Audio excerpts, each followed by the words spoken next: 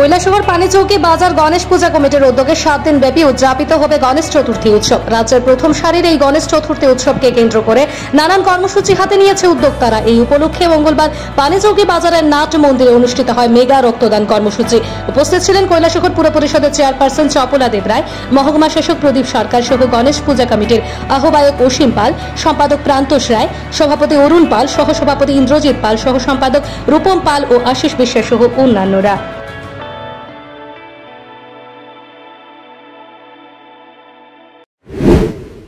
গণেশ পূজা কমিটির তরফ থেকে আপনাদের সবাইকে অভিনন্দন।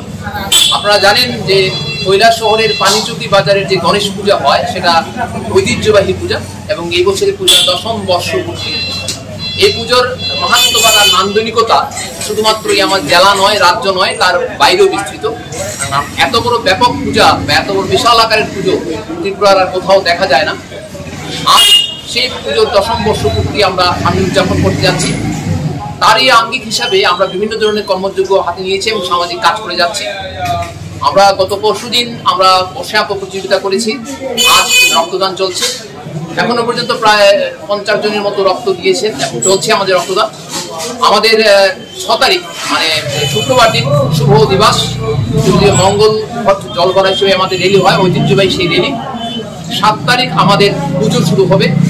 প্রতিদিন আমাদের সন্ধ্যায় প্রসাদ এবং দুপুরে প্রসাদ দেওয়া হয়।